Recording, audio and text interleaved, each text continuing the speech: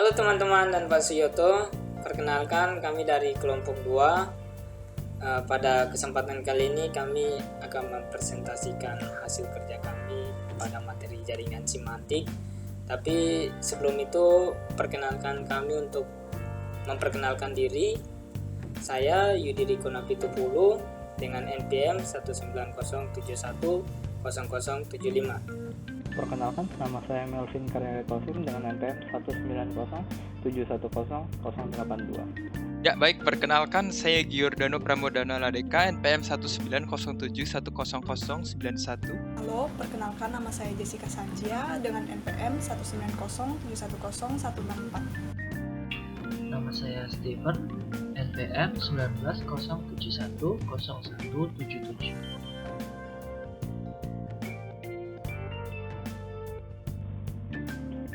Saya anggota kelompok 2 dengan nama Melvin Karyari Kosim dengan tanggal lahir 16 Mei 2001 dari Palembang.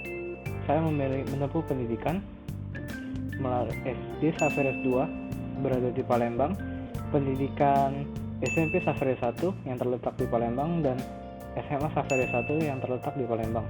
Saya adalah pria dengan umur 19 tahun dengan NPM 190710082.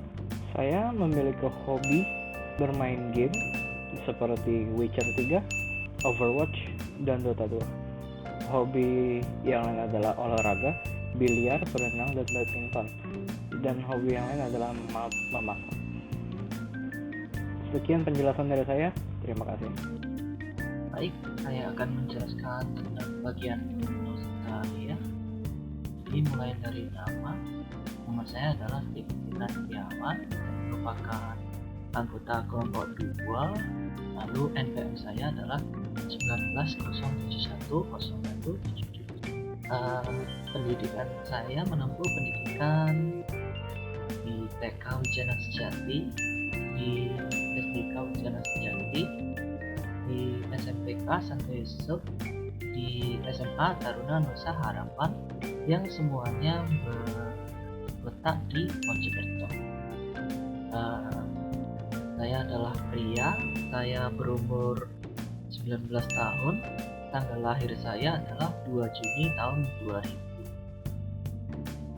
Untuk hobi, saya memiliki hobi yaitu memasak, olahraga saya adalah badminton dan berenang. Untuk hobi yang lain adalah bermain game, yaitu Battlefield Order, Rune Factory. Terima kasih. Ya, kali ini saya akan menjelaskan bagian not saya. Pertama, saya adalah member dari kelompok 2 dengan nama Yudi Riko Napitupulu. NPM saya 190710075. Saya memiliki suku Batak. Saya berasal dari Sorong, Papua Barat. Saya adalah seorang pria berumur 19 tahun. Saya menempuh pendidikan di TK Batalion 752 Sorong, di SD Impres 17 Sorong, di SMP Negeri 5 Sorong, di SMK Negeri 1 Sorong, dan sekarang melanjutkan studi di Universitas Atmajaya Yogyakarta. Saya lahir pada tanggal 15 Oktober 2001.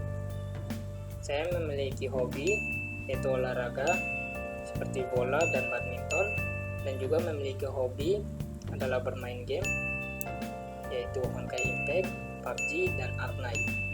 Saya menyukai hitam dan putih yang adalah warna. Saya memiliki seekor anjing berwarna coklat yang berjenis kelamin jantan. Sekian bagian penjelasan not dari saya. Terima kasih. Saya akan menjelaskan not saya. Saya adalah anggota dari kelompok 2. Saya bernama Jessica Sanjia, berasal dari Pontianak. Pontianak berada di Provinsi Kalimantan Barat. Saya menempuh pendidikan di TK Immanuel 1, di SDK Immanuel Bilingual Class, di SMPK Immanuel 1, di SMAK Immanuel. Saya memiliki NPM 190710164. Saya adalah perempuan berumur 19 tahun.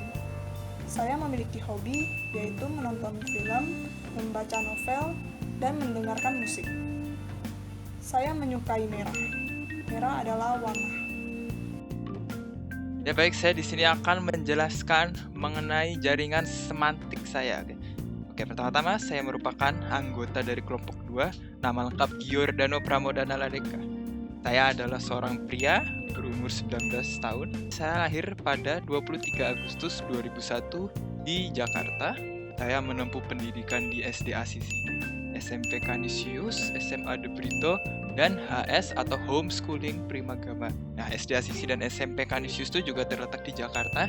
Lalu SMP Canisius dan SMA De Brito itu memiliki keunikan terbilang sama ya, karena kedua sekolah ini merupakan bagian dari Kolese Yesuit. Kolese Yesuit itu apa? Bisa dicari tahu sendiri. Dan saya memiliki NPM 190710091, yaitu merupakan nomor induk mahasiswa saya ya. Kami semua dari kelompok 2 ini merupakan mahasiswa semester 3 Prodi Informatika, bagian dari FTI, bagian dari UAJY yang terletak di Yogyakarta. Karena itulah mungkin sebelum ini teman-teman saya tidak sempat menjelaskan, karena sekalian ya saya gabungkan saja di terakhir, karena kami semua ini mahasiswa semester 3 ya, yang tadi saya bilang itu. Setelah itu saya memiliki hobi. Kalau belum ada COVID, saya bisa bilang hobi saya jalan kaki, karena saya sering jalan kaki ke kampus, tapi karena lama tidak ke kampus.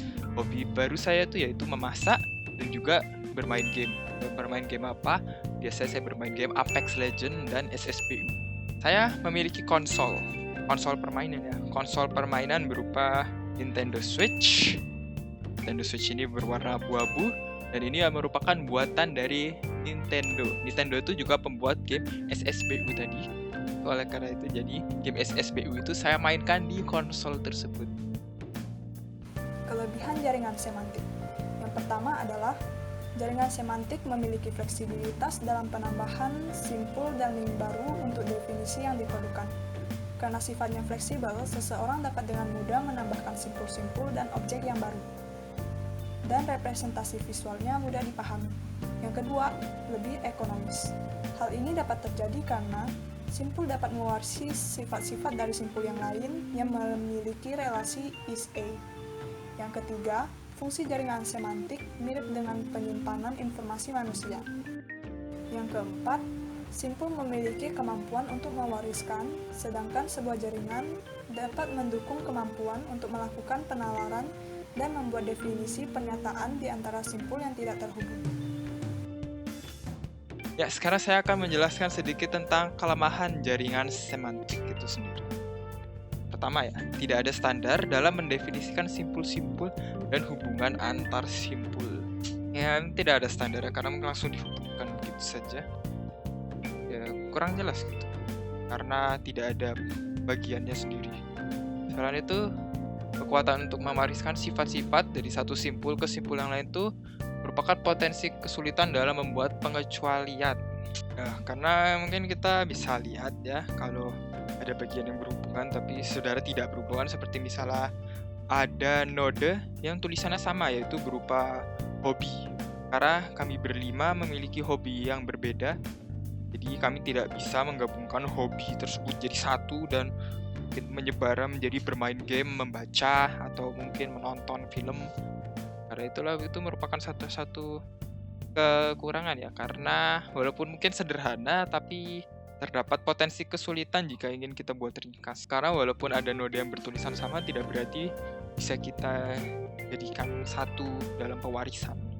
Setelah itu ada persepsi situasi oleh domain pakar dapat meletakkan fakta yang relevan pada titik yang tidak tepat. Itu berhubungan dengan yang tadi saya jelaskan.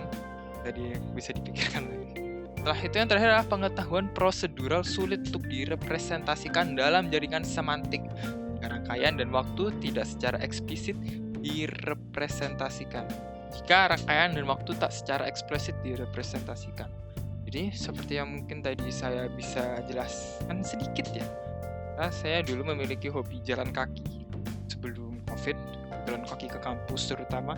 Tapi setelah COVID ini saya jarang jalan kaki, jadi saya juga bukan bosen sih, tapi udah mulai males ya memikirkan itu juga. Jadi karena itulah mulai berubah. Nah, jadi jaringan semantik itu juga tidak bisa kita buat terus akan tetap sama, karena dapat juga berubah terus, seperti misalnya pada bagian hobi itu. Nah, itu saja dari kelompok kami. Terima kasih sudah mendengarkan. Jangan lupa like, comment, dan juga subscribe di YouTube channel Bapak Suyoto UAJ ini. Terima kasih dan sampai bertemu di video berikutnya.